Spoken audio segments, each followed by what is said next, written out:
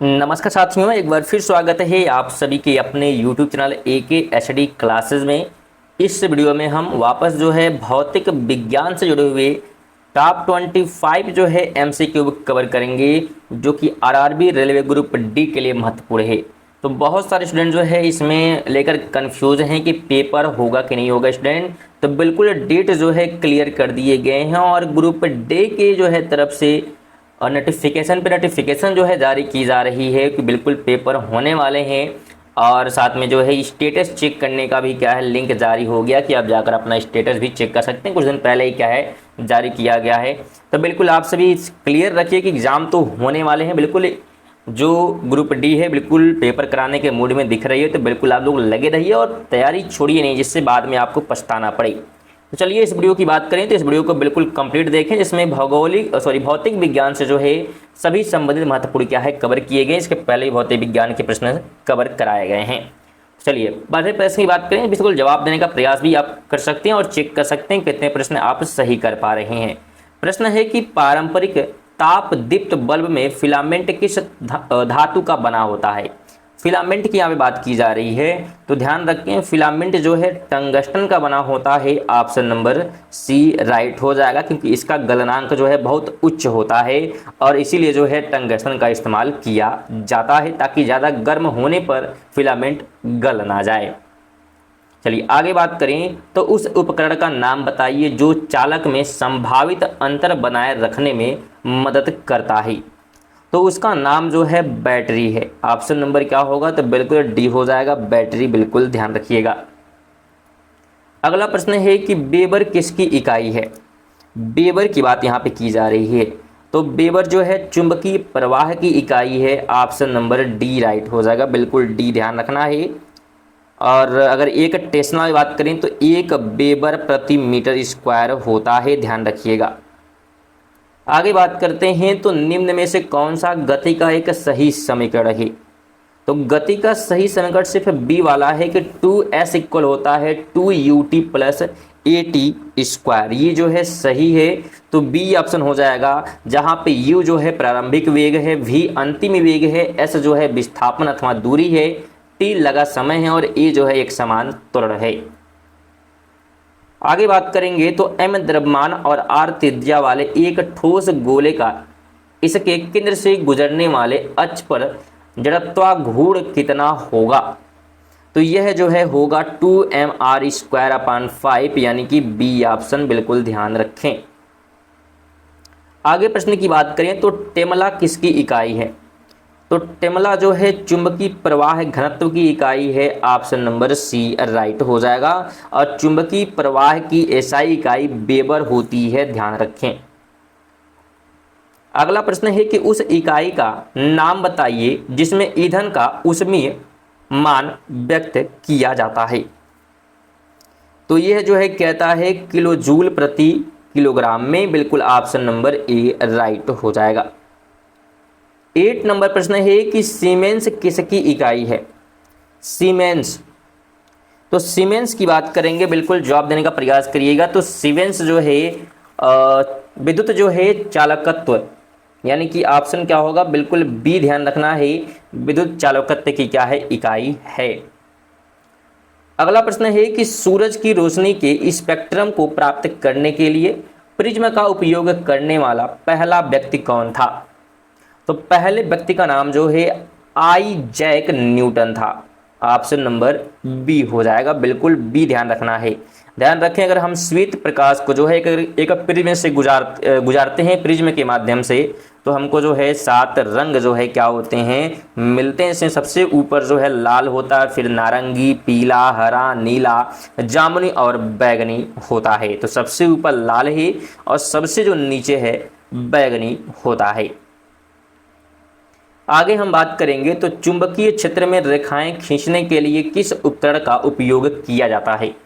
तो इसके लिए प्रयोग होता है कंपास का। ऑप्शन नंबर डी बिल्कुल राइट हो जाएगा। स्टूडेंट अगर आप जो है यूपीएसआई की तैयारी करना चाहते हैं तो बिल्कुल आप इसकी तैयारी भी हमारे चैनल के माध्यम से कर सकते हैं।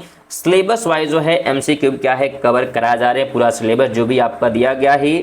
तब बिल्कुल आप लोग जो है चैनल से जुड़ जाइए और तैयारी में लग जाइए। अगर आप यूपीएसआई की तैयारी करना चाहते हैं, सिलेक्शन लेना चाहते हैं, तो बिल्कुल आप तैयारी कर सकते हैं। हमारे चैनल के माध्यम से जितने भी सामान्य ज्ञान के हैं सभी कवर किए जाएंगे, पूरा सिलेबस। हाँ, रीजनिंग और आपको जितने भी मैथ के क्वेश्चन वो आप कहीं और पढ़ सकते हैं, क्योंकि अभी हमारे पास उतना इक्विपमेंट नहीं है जिससे आपको मैथ जो है पढ़ाया जा सके। पर आप लोग अगर सपोर्ट बनाए रखेंगे तो जल्द ही मैथ क्लासेज भी क्या स्टार्ट हो जाएंगे। आगे बात करें तो निम्न में से कौन सा जो है प्रकाश के प्रकीर्णन का उदाहरण नहीं है? तो उदाहरण नहीं है यह पूछा गया है, तो डी हो जाएगा तारों का टिमटिमाना। ऑप्शन नंबर क्या होगा? तो बिल्कुल डी हो जाएगा।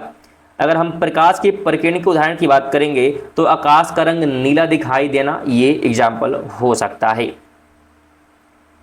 आगे बात करेंगे तो सौर सेल किस प्रकार कार्य करता है? तो सौर सेल जो है ध्यान रखिएगा, यह जो है सौर ऊर्जा को विद्युत ऊर्जा में परिवर्तित करता है, तो इस प्रकार काम करता है। सी ऑप्शन राइट हो जाएगा। अगर डायनमो आपसे पूछता है तो ध्यान रखें, डायनमो जो है यांत्रिक ऊर्जा को विद्युत ऊर्जा में बदलता है, और वहीं अगर विद्युत मोटर की बात करेंगे तो विद्युत ऊर्जा को यांत्रिक में कन्वर्ट करता है, और विद्युत सेल जो है रासायनिक ऊर्जा को विद्युत ऊर्जा में बदलता है। 13 नंबर है कि हम विद्युत चालक में विद्युत धारा की तुलना डैश से कर सकते हैं।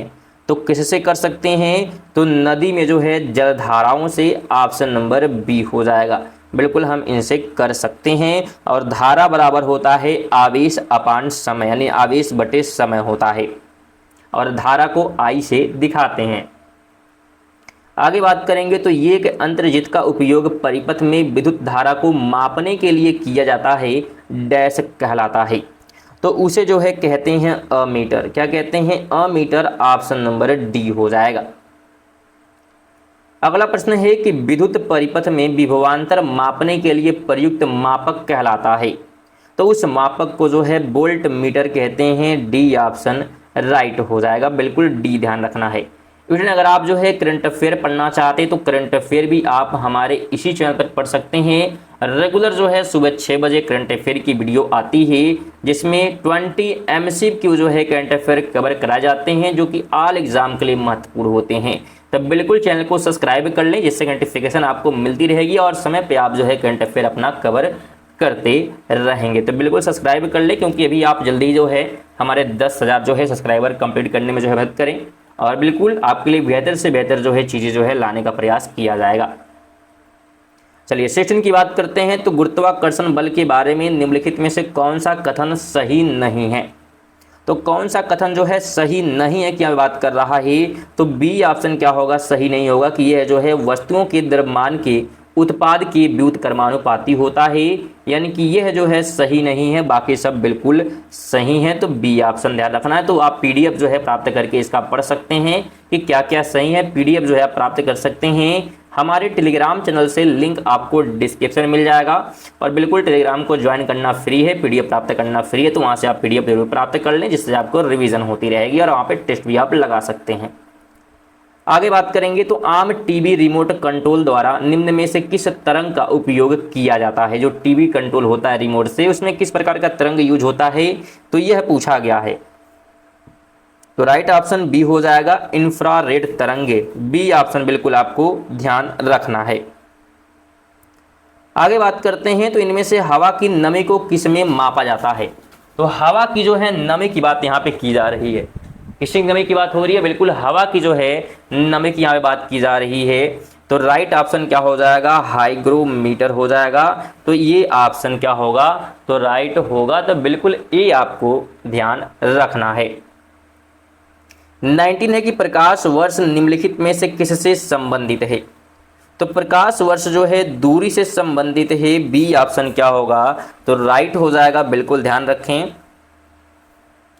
अगला प्रश्न है कि जब बल को दो सतहों के बीच सापेक्ष गति का विरोध करता है तो इसे डैश कहा जाता है। जब बल जो है दो सतहों के बीच सापेक्ष गति का विरोध करता है तो क्या कहते हैं? तो उसे जो है घर्षण कहते हैं। बिल्कुल ऑप्शन नंबर डी हो जाएगा। और घर्षण जो है बल की बात करें तो निम्नलिखित प्रकार के होते हैं: स्टैटिक घर्षक, सर्पी घर्षण बल या लोटनिक घर्षण बल। अगले प्रश्न की बात करें तो निम्नलिखित में से किस मात्रा के लिए इकाई एम/s² का उपयोग किया जाता है? तो ये जो प्रयोग होता है त्वरण के लिए क्या हो जाएगा, तो बिल्कुल डी ऑप्शन आपको ध्यान रखना है। डी ऑप्शन क्या होगा, तो इसका राइट हो जाएगा।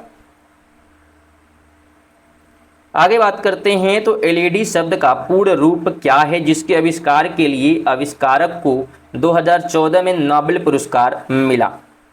तो इसका जो पूर्ण रूप अगर पूछा जाए तो सी हो जाएगा लाइट इमिटिंग डायोड। बिल्कुल ऑप्शन नंबर क्या होगा, तो सी ऑप्शन राइट हो जाएगा।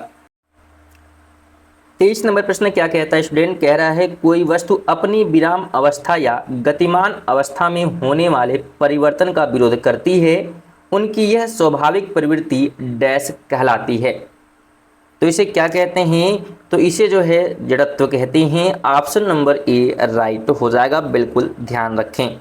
बल अगर आपसे पूछे बल क्या है, तो बल जो है वह कारक है, बाह्य कारक है जो किसी वस्तु की अवस्था, स्थिति, आकार या आकृति में परिवर्तन करता है। यह एक सदिश राशि है तथा इसका मात्रक न्यूटन होता है। 24 है डैश 2 टर्मिनल वाला एक निष्क्रिय वैद्युत घटक है जो परिपथ में विद्युत प्रतिरोध उत्पन्न करता है। तो किसके बारे में बात हो रही है, तो प्रतिरोध के बारे में बात हो रही है। ऑप्शन नंबर ए राइट हो जाएगा। 25 है कि जेट इंजन किस सिद्धांत पर कार्य करता है। तो अगर जेट इंजन की बात करेंगे तो रैखिक संवेग के जो है संरक्षण पे, सॉरी स्टूडेंट हमसे क्या पूछा था कि जेट इंजन जो है किस सिद्धांत पर कार्य करता है। बिल्कुल ठीक है कि रैखिक जो है संवेग के संरक्षण पर कार्य करता है, तो बी ऑप्शन राइट यहाँ पे हो जाएगा। स्टूडेंट ये थे हमारे 25 प्रश्न।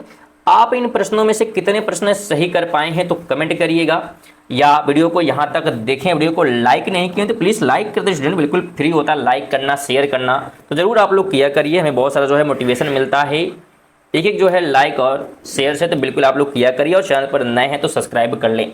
चलिए मिलते हैं अगली वीडियो, तक के लिए जय हिंद, वंदे मातरम।